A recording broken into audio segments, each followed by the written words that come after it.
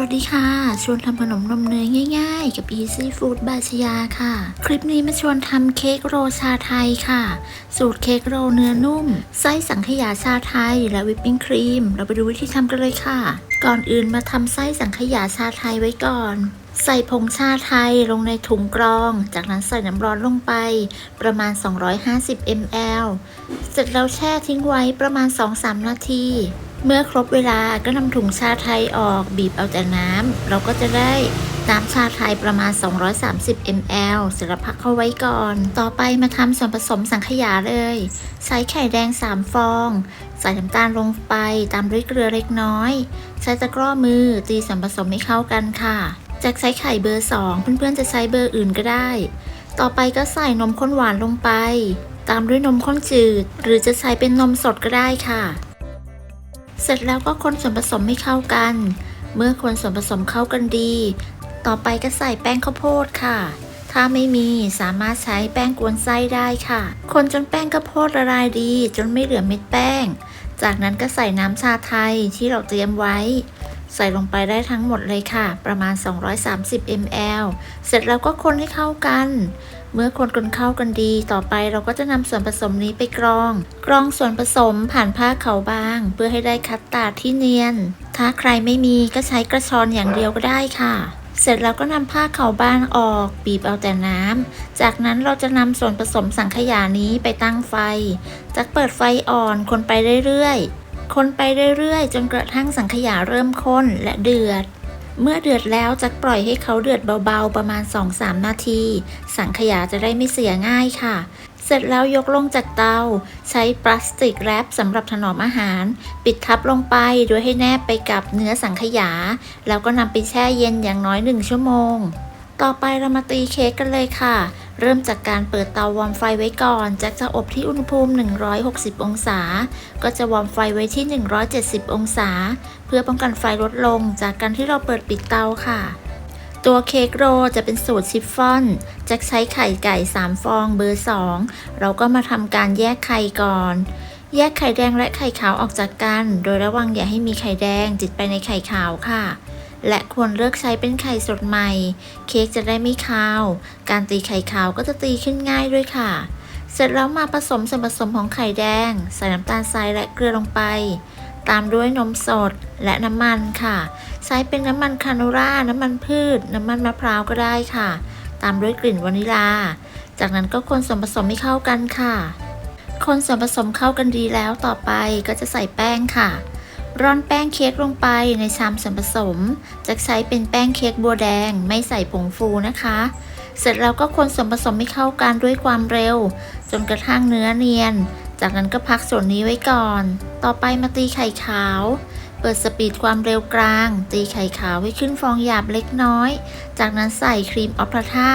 ถ้าไม่มีสามารถใช้น้ำมะนาวหรือน้ำส้มสายชูแทนได้จากนั้นก็ทยอยใส่น้ำตาลทรายลงไปโดยแบ่งใส่3 ครั้งแต่ละครั้งก็ให้ห่างกันประมาณ 10-15 วินับในใจเอาก็ได้ค่ะ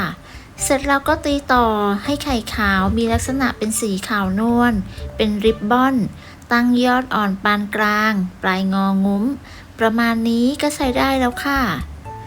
จากนั้นเราก็จะตีต่อด้วยความเร็วต่ำอีก30 วิเพื่อตัดอากาศนำไข่ขาวที่ตีได้นั้นมาผสมกับส่วนผสมของไข่แดงที่เราพักไว้แล้วก็คนตะล่อมให้เข้ากันด้วยความเบามือแจ็คตักแบ่งไข่ขาวมาผสม3 รอบค่ะแต่ละรอบก็ต้องคนตะล่อมด้วยความเบามือ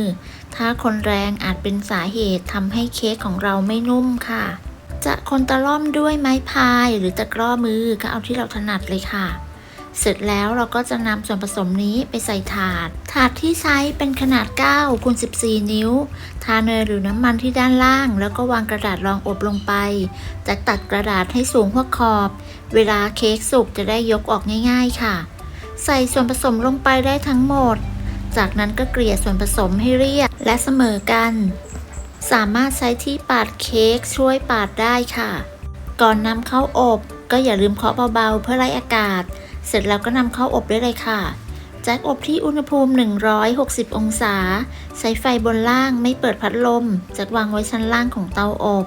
ใช้เวลาอยู่ที่ประมาณ18 นาทีค่ะ เมื่อเค้กสุกแล้วก็นำออกจากเตาอย่าลืมเคาะเบาๆเพื่อให้เค้กเซ็ตตัวด้วยนะคะแล้วแจ็คก็จะยกเค้กออกจากถาดแล้วก็พักเขาไว้ให้เย็นบนตะแกรงค่ะเมื่อเค้กเย็นแล้วเรามาตีวิปปิ้งครีมกันค่ะใช้เป็นวิปปิ้งครีมเดรี่หรือนอนเดรี่ก็ได้ค่ะแจ็คใช้เป็นกึ่งเดรี่นะคะ